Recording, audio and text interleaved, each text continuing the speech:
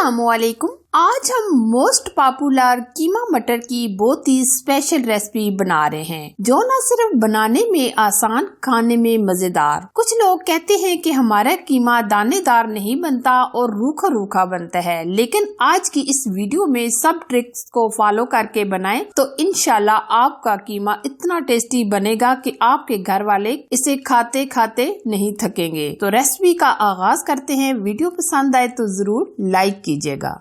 खुशबूदार एकदम दानेदार मटर कीमा बनाने के लिए आधा कप हम घी या ऑयल लेंगे और हम एक बड़े साइज का प्याज लेंगे। प्याज को हमने रफली सा कटिंग कर लिया है। प्याज को हम गोल्डन कलर आने तक फ्राई करेंगे।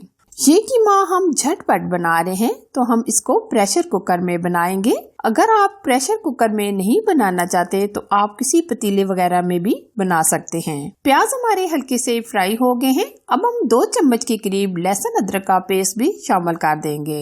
लहसुन अदरक के पेस्ट को हम प्याज के साथ ही फ्राई कर लेंगे। अक्सर हमारे घर में छोटी मोटी दावत हो तो हम मटर कीमा जरूर बनाते हैं। वैसे भी घर में कोई छोटी मोटी दावत हो तो अगर कीमा ना हो तो अधूरा अधूरा लगता है। ये हमने 3 अदद टमाटर का पेस्ट बना लिया है। आप टमाटर कटिंग करके भी ऐड कर सकते हैं। टमाटरों का पानी ड्राई होने तक हम भून लेंगे। 3 से 4 मिनट हम भुनाई करेंगे जब तक टमाटरों का पानी ड्राई नहीं हो जाता और ऑयल सेपरेट नहीं हो जाता। ये देखिए टमाटरों का पानी एकदम ड्राई हो गया है और ऑयल बिल्कुल सेपरेट हो गया है। अब हम इसमें स्पाइसेस ऐड करेंगे। आधा चम्मच हल्दी पाउडर, 1 चम्मच धनिया पाउडर, आधा चम्मच पेपरी पाउडर, ये हम कलर देने के लिए डालेंगे। अगर आपके पास नहीं है तो स्किप भी कर सकते हैं। 1 चम्मच नमक ऐड करेंगे और 1 ही चम्मच हम कुटी लाल मिर्च भी ऐड कर देंगे। 1 चम्मच सुर्ख लाल मिर्च का पाउडर और 1 चम्मच हम गरम मसाला पाउडर भी ऐड करेंगे। अब हम इन मसालों की अच्छे तरीके से भुनाई कर लेंगे और थोड़ा सा हम पानी डाल देंगे ताकि हमारे स्पाइसेस जले ना। यहाँ इस स्टेज पर अच्छे तरीके से भुनाई कीजिएगा। यही छोटी छोटी सीक्रेट सी टिप्स होती हैं जिनकी वजह से रेसिपी एकदम परफेक्ट बनती है। मसाले की हमने बहुत ही अच्छे तरीके से भुनाई कर ली है। अब हम 1 किलो बीफ का कीमा लेंगे। आप मटन भी ले सकते हैं। कीमे को हमने धोकर स्ट्रेनर में रख दिया था ताकि पानी मुकम्मल ड्राई हो जाए। अब हम कीमा डालकर तकरीबन 5 मिनट तक भुनाई करेंगे, बहुत ही अमेजिंग सा कलर आने तक। अक्सर शादियों वगैरह में इस तरह का कीमा बनाया जाता है और बहुत ही पसंद किया जाता है। अक्सर हम शादी हॉल में जाकर इसी तरह का कीमा खाते हैं और बहुत ही पसंद करते हैं।